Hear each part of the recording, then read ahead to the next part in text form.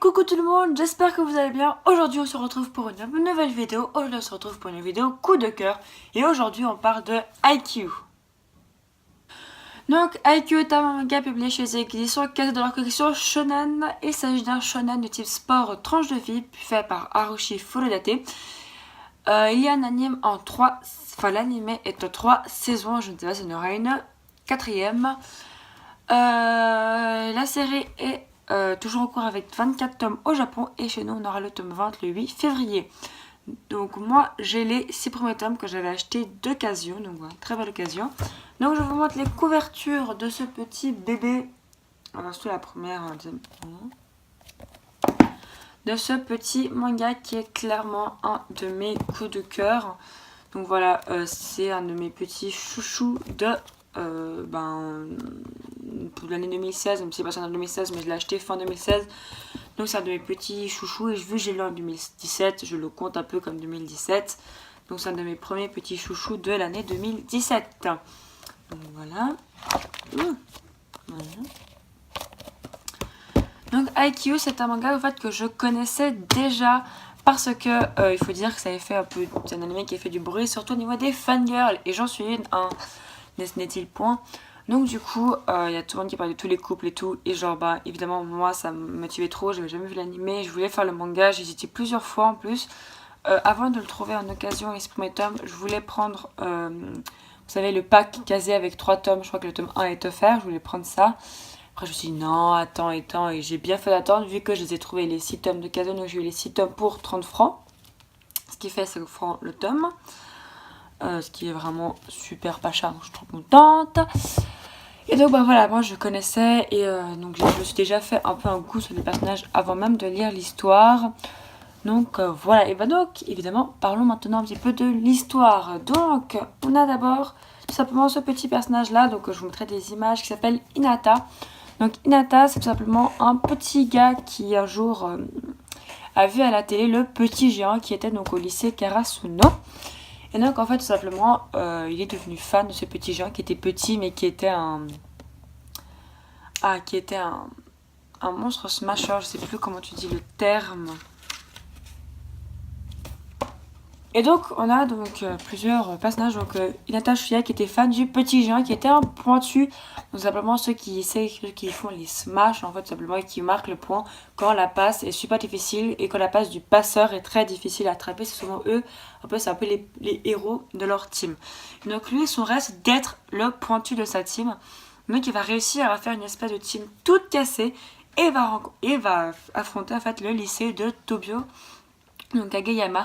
Donc Tobio Kageyama c'est un passeur de génie mais avec un caractère de M.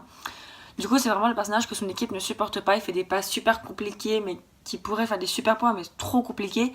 Et donc lors de ce match en fait l'équipe Nata se fait écraser complètement, mais Tobio et d'autres personnages voient en fait, simplement que Nata a un talent fou en fait. Nata réussit à faire des passes de folie, réussit à courir de manière complètement folle et à attraper les ballons, enfin attraper des passes complètement horriblement nulles, des mauvaises passes et à réussir à les attraper, à les smasher comme il faut. Donc évidemment ça reste en tête de Kageyama et surprise, Hinata va aller dans le lycée donc, de Karasuno pour pouvoir suivre les traces du petit géant. Et il va y rencontrer simplement Tobio, donc ils vont se retrouver dans la même équipe. Donc au début ça va être super compliqué pour eux parce qu'ils ne se supportent pas en fait. Mais petit à petit il va y avoir une relation un peu amitié, conflictuelle qui est super drôle. D'ailleurs c'est extrêmement drôle comme Hinata est flippé de Tobio parce que Tobio fait peur, puis à un moment Hinata fait n'importe quoi. Et Tobio il est flippant et donc Hinata il est mort de trouille. Enfin, un moment il m'a trop fait rire, c'est juste avant le stress et le pointu de leur équipe dit justement à Hinata oui mais pense au truc qui te fait le plus peur et tu vas voir tu vas plus du tout stresser, et lui il pose directement à la tête de Kageyama et ça me fait vraiment mourir de rire. Donc voilà, ça c'est un peu le truc de base et donc après on va simplement les suivre dans plusieurs matchs du volley, donc c'est des matchs de volley. Et ils vont essayer, donc au point où j'en suis, donc au tome 6, ils vont essayer tout simplement de remporter le tournoi interlycée. Donc ils se sont inscrits au tournoi interlycée. Là ils sont contre un match contre une équipe qui va être très difficile à vaincre avec 2 autres personnages que j'adore. Donc c'est l'équipe de Toru Oikawa et Iwazumi. Je me rappelle plus son prénom ou son nom de famille. Mais voilà, ces deux personnages, je les adore. C'est genre un de mes couples préférés. Ils sont trop mignons. Et donc simplement, c'est très difficile parce que toutes ces rencontres en fait vont un petit peu mettre l'équipe en fait un peu en place et montrer par exemple que Tobio est un bon passeur, il les passe bien, mais il marche que bien avec Hinata. Parce que oui, même s'ils ont une relation très conflictuelle en fait, Tobio et Hinata arrivent à faire des passes en fait parfaites ensemble. En fait, Tobio arrive à passer la balle parfaitement pour que Hinata, qui a une détente de malade, donc puisse la smasher bien comme il faut. Et donc voilà, donc en fait en gros, la technique de cette équipe, c'est vraiment d'avoir un feinteur, donc Hinata qui sera le feinteur. Donc c'est super intéressant parce que c'est vraiment pas un rôle qu'on suppose être bien. Mais voilà, Hinata aussi au début il est dégoûté parce qu'il va rencontrer le pointu de l'équipe. Et il va être dégoûté que ce soit pas lui parce que c'est vraiment son rêve d'être le pointu. Donc au début le fait d'être juste un feinteur, d'être juste le feinteur de l'équipe, ça lui plaît moyen disons. Mais voilà, petit à petit, vous allez voir que je vous dis pas comment, son équipe va réussir à le rassurer. Donc voilà, ce qui est génial dans ce manga, c'est simplement en fait que tu apprends plein de choses sur le volet. En fait, tu apprends plein de choses sur des personnages. Par exemple, lui, tu apprends plein de choses sur lui. Enfin, c'est des personnages super attachants et surtout, en fait, tu apprends tout simplement à la fin de savoir des trucs par rapport au volet, donc sur des rôles, donc des vrais rôles. Donc le libéraux, le pointu, le passeur, et ça c'est vraiment super intéressant. Donc ça vraiment au niveau de l'édition, j'ai beaucoup aimé de rajouter ces petites informations en plus qui personnellement moi je m'ont intéressé, je les ai lus. Donc voilà, franchement ça c'est voilà. Au niveau du résumé, c'est ce que vous dis, donc il y aura un résumé officiel, donc je pense que je le prendrai sur Manga News en barre d'infos, donc n'hésitez pas à aller le checker pour plus de précision ou pour un résumé un peu plus vaste. Moi je fais vraiment le résumé des 6 premiers tomes. Donc voilà, maintenant par rapport à mon avis, et ben mon avis est juste, voilà, c'est un coup de cœur, j'ai adoré. J'adore le dessin que je trouve magnifique, j'adore l'histoire, en fait j'adore le fait que c'est un shonen et que déjà c'est un shonen humoristique, c'est-à-dire qu'il y a énormément d'humour mais c'est aussi bourré d'action, de moments de doute aussi un petit peu.